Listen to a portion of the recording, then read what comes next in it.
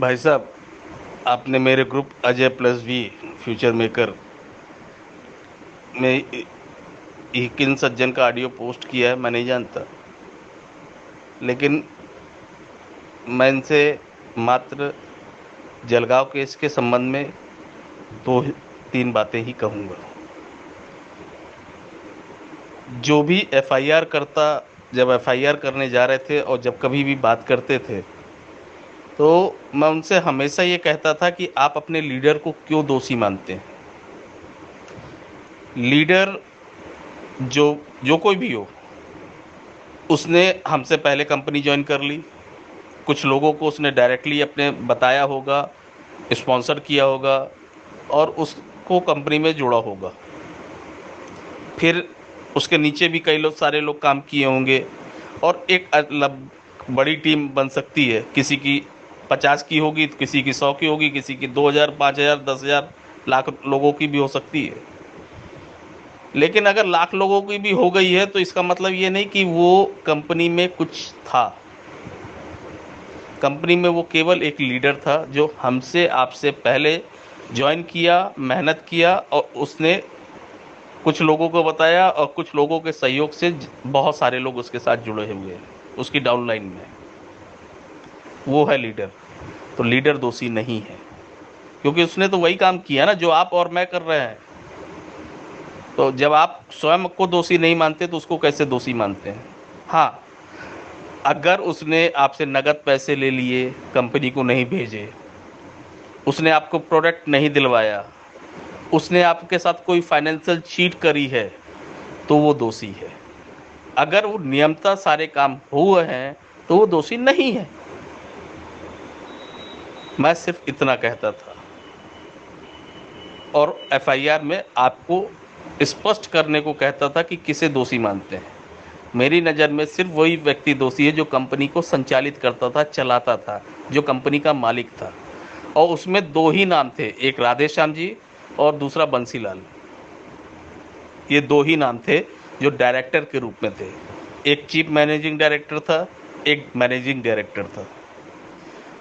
इन्होंने जो भी योजना बनाई, इसकी पूर्ण जिम्मेदारी उनकी थी। जो भी गफलत हुई, जहाँ भी प्रोडक्ट नहीं मिला, जिसने कैश ले लिया, कैश का ट्रांजैक्शन हुआ, सारे फॉल्ट केवल और केवल दो व्यक्तियों की जिम्मेदारी का है, क्योंकि कंपनी में और किसी का अधिकार ही नहीं था। अब सुंदर सैनी को वहाँ से जमानत मिल गई। तो जमानत एक प्रक्रिया है। जब आप किसी के खिलाफ कोई मुकदमा करते हैं किसी भी अपराध के अंतर्गत, चाहे वो मर्डर हो, चाहे वो हाफ मर्डर हो, मतलब उसको मारने के, जान से मारने का प्रयास किया गया हो, धोखाधड़ी की गई हो, कुछ भी हुआ हो, उसके पहले एफआईआर में उसकी गिरफ्तारी होती है, उसके खिलाफ इन्वेस्टिगेशन होता है, चार्जशीट न्यायालय में पेश की जाती है। जब न्यायालय में चार्जशीट पेश हो जाती है तो इन्वेस्टिगेशन के आधार पर यदि कोई तथ्य नहीं बचता है तो न्यायालय उस आरोपी को भी अधिकार देता है कि वो अपनी जमानत ले ले और उस प्रक्रिया को पूरी करे। सुनवाई लेकिन अभी तो चलेगी ना, केस तो खत्म नहीं हो गया। जमानत मिलना एक प्रारंभिक प्रक्रिया है न्यायपालिका की, तो उसमें कोई आपत्ति नहीं है, मिलनी चाहिए, क्योंकि सालों साल वो भी जेल में है, उनका भी अपना स्वयं का अधिकार है। हर किसी को संविधान एक अधिकार देता, तो ये उनका अधिकार है। लेकिन इससे केस कैसे समाप्त हो जा रहा है और लोगों का भुगतान कैसे मिल रहा है। जो लोग ये दावा कर रहे हैं कि राधेश्याम की जमानत हो जाने के बाद भुगतान सभी को मिल जाएगा, मैं सिर्फ इतना उनसे पूछना चाहता हूं कि वो प्रक्रिया बताएं कि कहां से मिल जाएगा। उसके लिए भी मेरा मानना है कि न्यायपालिका से, न्यायालय से भुगतान संबंधी आदेश लेना पड़ेगा, और वो भी देश, चूंकि ये देश भर का मामला है, तो सर्वोच्च न्यायालय से। और जब ये सर्वोच्च न्यायालय अभी आए हैं तो आने के बाद इन्होंने भुगतान संबंधी बात क्यों नहीं रखी अपनी याचिका में।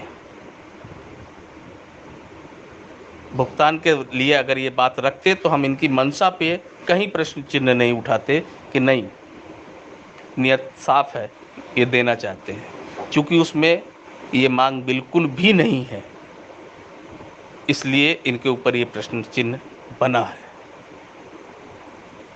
और जिस प्रकार से ये अब छोटी-छोटी सफलताओं में अब जश्न मना रहे हैं, जो कि सालों बाद मिल रही है इनको, और वो भी लीडर को मिल रही है, मुख्य आरोपी जो कंपनी के मालिक हैं उनको नहीं मिली है, और ये दावा कर रहे हैं कि हम जीत रहे हैं।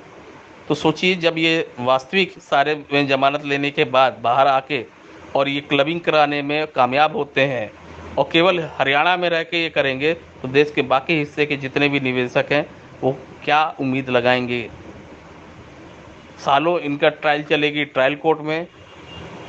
अगर हमारा भाग्य बहुत अच्छा होगा तो फिर इनको सजा होगी तो ये हाई कोर्ट जाएंगे, सुप्रीम कोर्ट जाएंगे, और वहाँ सालों साल चलता रहेगा।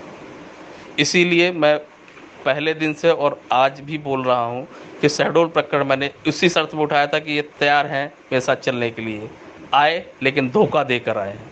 तो धोखा इनकी प्रवृत्ति में है, इसीलिए इतने स्पष्ट रूप से मैं बोलता हूँ, ये धोखा देंगे ही देंगे।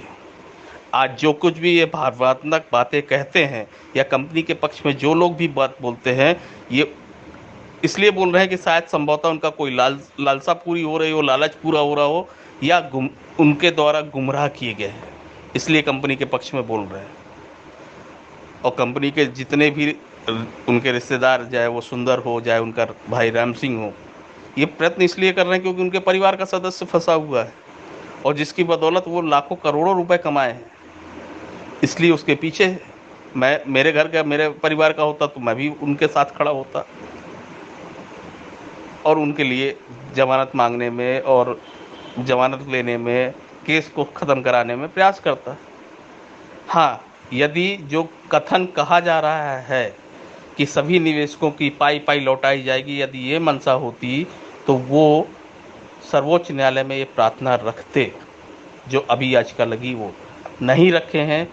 इनकी मंशा इसी बात से स्पष्ट है, तभी मैं स्वयं यहाँ सर्वोच्च न्यायालय आया हूँ, उन सभी लोगों के साथ मिलकर जिन्होंने मुझे शपथ पत्र दिया था या जो अब वकालतनामा दे रहे हैं।